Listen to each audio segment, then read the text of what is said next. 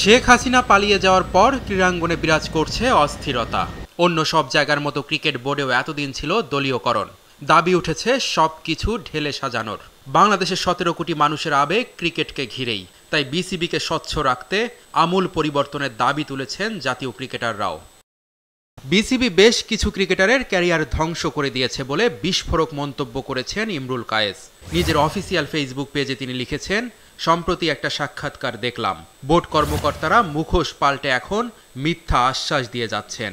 এদের কারণে ক্রিকেটে যে কি পরিমাণ ক্ষতি হয়েছে সবাই জানেন। কত প্লেয়ারের ক্যারিয়ার যে ধ্বংস করেছে তারা, শুধু তাদের পছন্দের তালিকায় না থাকার কারণে। খেলোয়াড়দের সাথে ন্যূনতম সম্মান দেখানো হয় না। দীর্ঘদিন ধরে জাতীয় দলের বাইরে থাকা ইমরুল কায়েস জানিয়েছেন, তারুণ্যের হাতে দেশের ক্রিকেটের ভবিষ্যৎ ছেড়ে দিতে হবে। তাদের হাত ধরেই আসবে বড় সাফল্য। ইমরুলের মতোই মুখ খুলতে শুরু করেছেন অনেকে।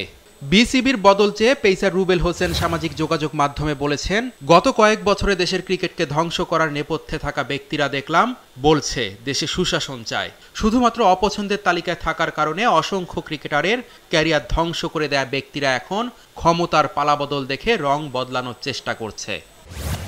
রুবেল বদল চেয়েছেন হেড কোচেরও। তিনি লিখেছেন, চন্ডিকা হাথুরে সিংহে সহ তার অবৈধ কাজে সহায়তা করে দেশের ক্রিকেটকে ধ্বংস করা ব্যক্তিদের অন্তত আর কোনো দায়িত্বে দেখতে চাই না।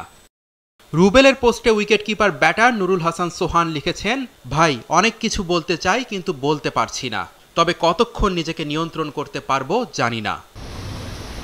সরকার পতনের পর বিসিবি পরিচালকদের বড় একটি অংশ আত্মগোপনে রয়েছে বলে ধারণা করা হচ্ছে। চেষ্টা করেও তাদের সঙ্গে যোগাযোগ করা যায়নি।